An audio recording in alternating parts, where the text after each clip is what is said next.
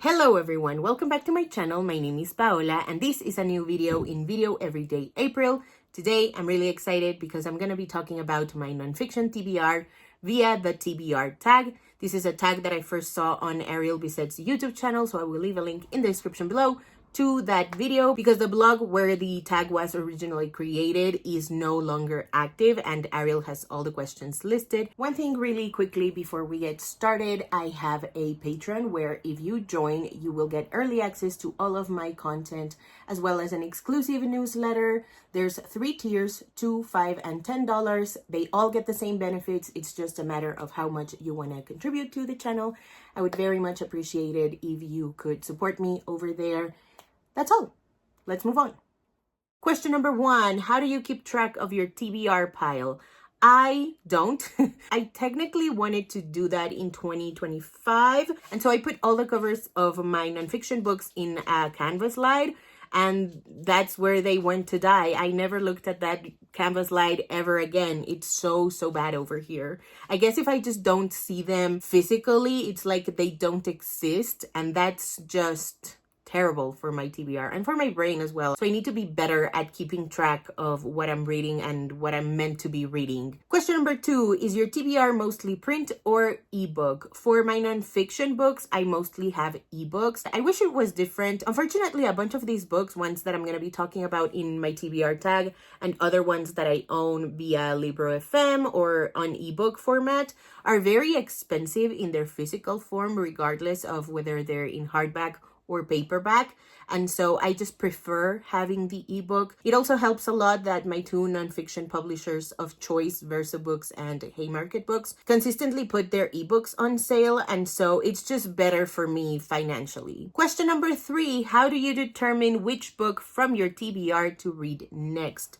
So I'm usually a mood reader. I used to be able to stick to a more strict, quote unquote, strict TBR, but I just don't have it in me anymore. So I either choose based on my mood or I pick up a book I'm technically supposed to read, aka an e-arc, maybe a specific book because I'm interviewing the author. And if I'm not in the mood for it, I'll just set a 25-minute timer. And I repeat that constantly until I'm like 15% into the book. And that's where I feel like I won't stop reading it. The next question is a book that's been on your TBR list the longest. Ellos Hablan by Lidia Cacho. This is a compilation of sorts of a bunch of testimonies by men where they talk about the violence and the hostility that they live at home in an effort to showcase where violence initiates and how men from then on form a very specific kind of masculinity. The next question is a book you recently added to your TBR. I have 2 answers for these.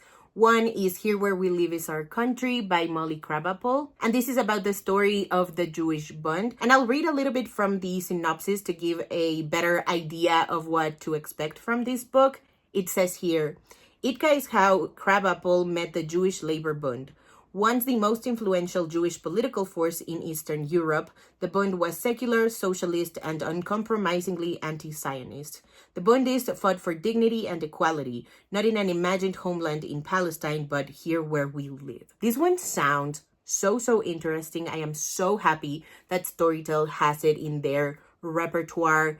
Very excited to check this one out sooner rather than later. And I just bought The Extended Universe by Vicky Osterweel. The tagline says, How Disney Killed the Movies and Took Over the World. And the tagline says, A provocative history of Disney's rise to cultural dominance, pulling skeletons from the corporate closet to decode the political messages hidden in all of our favorite childhood movies. This is one of the books that I got on sale from Haymarket Books. These books specifically spoke out to me because Disney owns so much shit and they do not do great movies anymore. It makes me very upset and I want to know how we got to this point. So once again, I'm very excited about checking out this one. Next question, what is a book on your TBR strictly because of its beautiful cover? I have 2 potential answers for this one. The first one being Pockets by Hannah Carlson. The tagline says, An intimate history of how we keep things close. And the little sentence right at the end of the synopsis says, Pockets is for the legions of people obsessed with pockets and their absence, and for anyone interested in how our clothes influence the way we navigate the world. This synopsis really spoke to me, but I'd be lying if I said that I wouldn't be as interested in this book if not for the incredible cover. And my second answer is Stay True by Hua Su. This is a memoir, and I'm just a sucker for a picture within a picture, or a picture of somebody taking a photograph, I guess, especially when they're like looking right at you or like facing the camera right at you. I don't know what it is about them, but they just make me feel so like in the moment of when the photo is being captured. It makes me really curious about who's at the end of the other camera. And I also really love the color palette for this one. This one I truly don't remember what it's about. I have a feeling that I read the synopsis. I got it from Libro FM, so I got it for free. I'll just read the last little bit of the synopsis. It says, determined to hold on to all that was left of one of his closest friends, his memories, Hua turned to writing. Stay True is the book he's been working on ever since, a coming-of-age story that details both the ordinary and extraordinary. Stay True is a bracing memoir about growing up and moving through the world in search of meaning and belonging. The next question is, what is a book on your TBR that you never plan on reading? Okay, this is probably The Deal by Joe Flagg. I must have gotten it when I was in the throes of like launching Noveltindi and seeing how I could grow it and where I could go from just having a social media presence to being like a better formed organization. I don't really know what I was thinking. My goal was to make Noveltindi the thing that paid my bills, but I was so focused in just like pumping out content that all the books that I got so that I could make Noveltindi succeed or that I could get something out of in my future career took a backseat. And so I don't even know what the deal is about. The tagline says, Secrets of Mastering the Art of Negotiation. And I don't know, maybe if I want to become a literary agent later on in life, this might work. But other than that, I don't really see myself reading this book anymore. In terms of books that I got because of Noveltindi, I would much rather read 3 other books called Artpreneur, The Customer Swipe Right Experience or something like that, and Purpose and Profit or Purpose Over Profit. I don't know, I'll put the covers here. The next question is, what is an unpublished book on your TBR that you're excited for? I have 3 answers for that. Number 1 being Songs My Mother Taught Me by Saul Williams. The tagline says, Why the Artist Must Take Sides. And the little synopsis says, award-winning poet and performer Saul Williams explores how artists today must respond to systemic violence and injustice. In the words of Paul Robeson, by choosing sides. This one comes out September 8th, 2026 over at Haymarket Books. I really love the cover as well. I think it's very provocative, very intentional. And so yeah, this is definitely one that I'm really looking forward to. Against Tech Oligarchy by Clarissa Redwine and J.S. Tan. The tagline says, worker resistance in the world's most powerful industry. And the last little bit of the synopsis says, Against Tech Oligarchy provides a gripping account of this inspiring movement's development and offers a balance sheet of its successes and failures that will prove crucial for anyone looking to challenge right-wing billionaires anywhere. So this is a thing I'm very passionate about. I really love how Taylor Lorenz talks about this in her YouTube channel. And I believe it's one of like the most pressing issues that we have today, just like how right-wing billionaires are like pumping out propaganda and giving their little useful idiots economic incentives. So this is quite up my TBR. It comes out September 15 on Haymarket Books as well. Anatomy of Disintegration by Rodrigo Nunes. The tagline says, What Brazil Reveals About the Global Far Right. And the small synopsis says, a leading political philosopher dissects the far right's appeal through the lens of Bolsonarismo, tracing its roots to the social, cultural, and economic disintegration caused by the crisis of neoliberalism. I think the lens of Brazil would make a really interesting case for this book. So once again, I am really looking forward to this one. It comes out October 6th by Haymarket Books. The next question is a book on your TBR that basically everyone's read but you.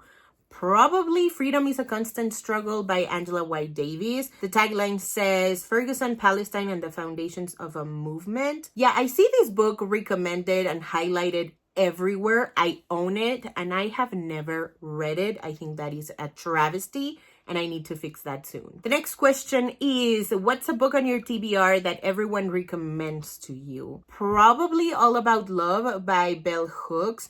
I have other bell hooks on my TBR and other books that other people talk about as well. I think Julesy was trying to read all of Bell Hooks' books, but All About Love is the one that I see featured the most, not from Julesy specifically, but just the general conversation about bell hooks. And another book that I saw discussed quite often when it came out was Not That Bad by Roxane Gay, and this is about rape culture. The next question is, what is a book on your TBR that you're dying to read? I have quite a few, so I'm just gonna list them and show the covers. The first one is Narcas by Deborah Bonello, and the tagline says, "The Secret Rise of Women in Latin America's Cartels." You Just Need to Lose Weight and 19 Other Myths About Fat People by Aubrey Gordon. Fake News of Ancient Rome, Deception, Propaganda, and Lies from 2,000 Years Ago by Nestor F. Marquez Gonzalez. A World Without Police, How Strong Communities Make Cops Obsolete by Geomar. Revolting Prostitutes, The Fight for Sex Workers' Right by Molly Smith and Juno Mack. And Elite Capture, How the Powerful Took Over Identity Politics and Everything Else